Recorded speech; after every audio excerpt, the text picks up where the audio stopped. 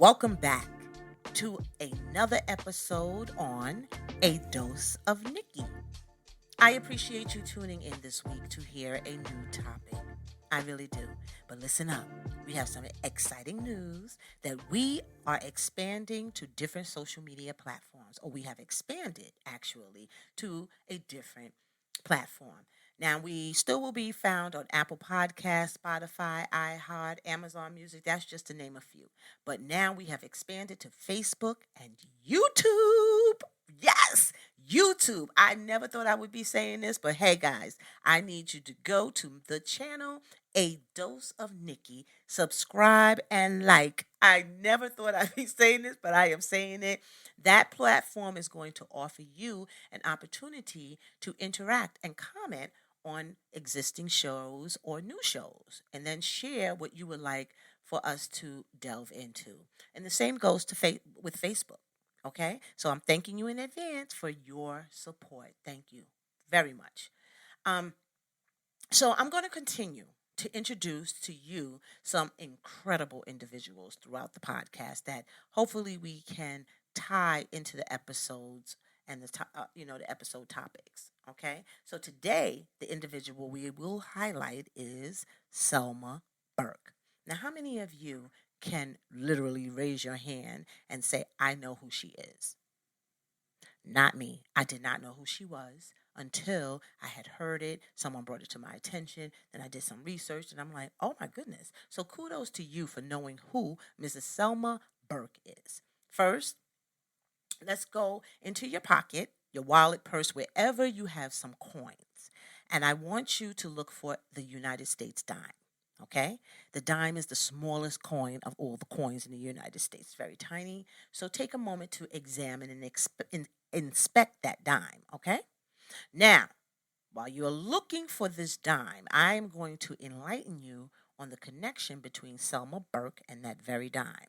Now, if you're having difficulty seeing what's on the head of the dime, that's okay. I'm going to take a page from my mother's book, take and tell you to take a picture with your cell phone, then expand the photo so you can see all the intricate details on the dime. Okay, now follow me. The impression on the dime is of Franklin D. Roosevelt, which many of us know as FDR, right? Now, the question I have for you is what number president was FDR? Hmm? He was the 32nd president. Okay?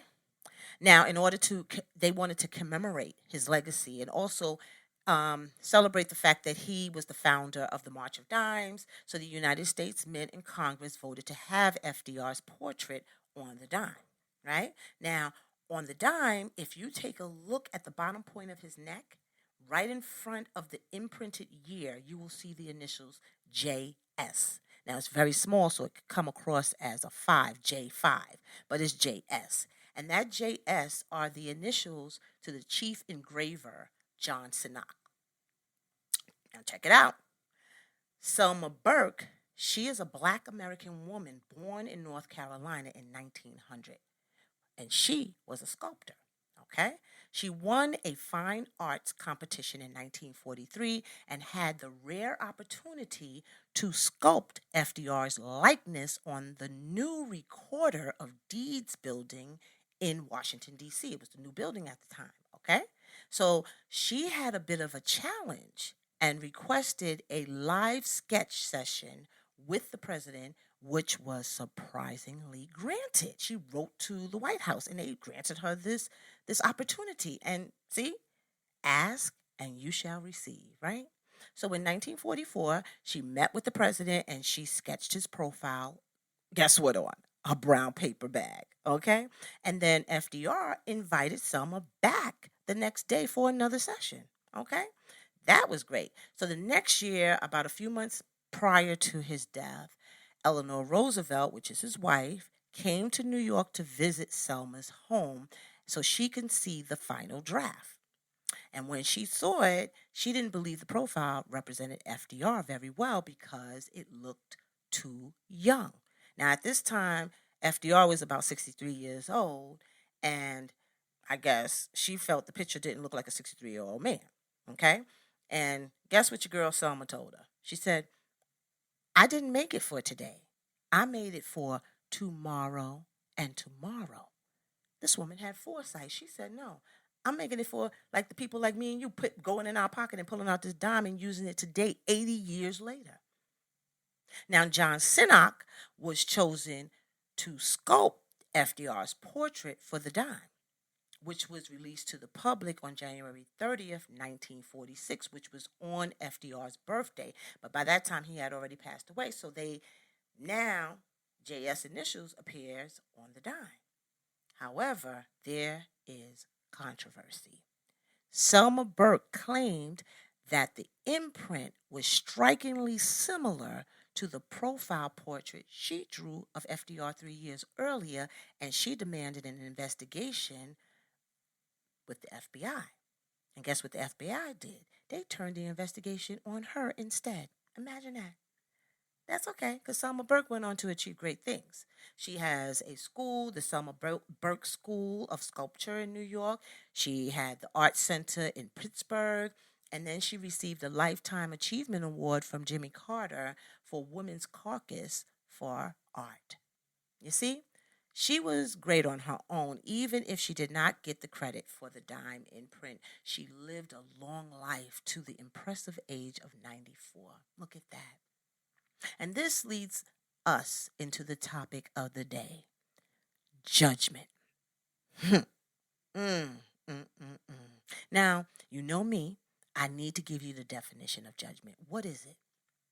It is the process of forming an opinion or an evaluation by comparing.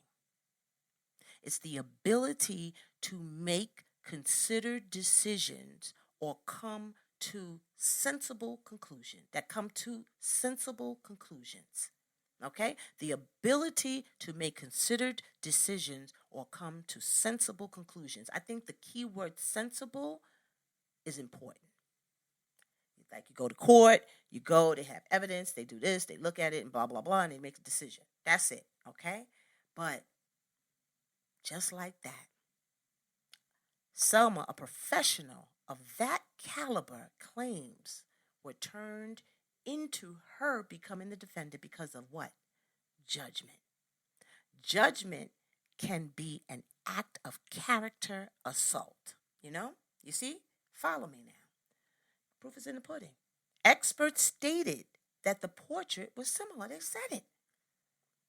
But she now became the defendant. I think there was additional components that played a role in this decision-making process. What do you think? Could it have been that Selma was a female? Back then, going up against a man, that was unheard of. And then, on top of it, she's a black woman. Even more. And then John's credibility of being a renowned sculptor of several presidents, and he was a teacher of art, outweighed her claim, apparently, But judging is not just in that scenario. It's just an example. But I'm going to bring you into how we all are guilty of judging people as well. We are. And when we judge people, it is not usually positive. It's not like you judging somebody. Oh, I think she's a great person. Oh, I think that I think that, she probably does these great things, or he does these great things for people and blah, blah, blah. No, we don't do that when we judge. Someone can walk past you wearing an outfit that is not appealing to you. And guess what? You can make an entire story about that person, and you don't even know them. You don't even know them. You have categorized them into someone horrible. Put them on the same playing field as a murderer, practically, They didn't even commit a crime. Yet we can put them on that level just by what? Judging. They could have just saved someone's life. They could be a hero. Yet you judge them. You don't know them, all because of something they wore. When you think about it, the reason behind the judgment is usually trivial. Why do we do that? I believe it has to do a lot with deflecting. It's a smokescreen that make you deviate from the intended purpose. You have something going on within you that needs to be addressed. That's what it is.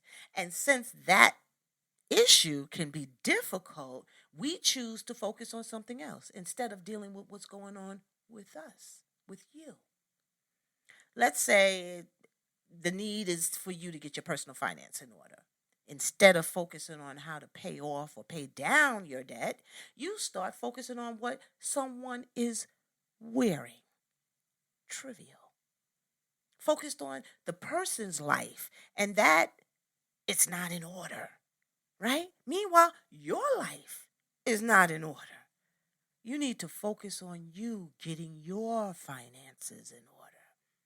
And the time you spend getting your finances in order will no longer attract you to what someone is what? Wearing. You see? You see? You'll be too busy mapping out a strategic plan and working to improve your financial situation. Yet, judgment rears its ugly head. Isn't that something? Instead of pointing the finger and highlighting someone's choice of style, which you translated to shortcomings, or throwing around accusations, your mind will be too busy getting your act together. And before passing judgment, take an internal assessment. Sit still for a moment and determine if you need to take action on your life. Leave people alone. Leave people alone. Let people be. Meet people where they are. Accept others for who they are. Do not pass judgment, especially if you have not walked in their shoes. Walk in your own shoes. See if your shoes fit. You might have to make an upgrade to your own fit. Now, until next time, on A Dose of Nikki, be well, my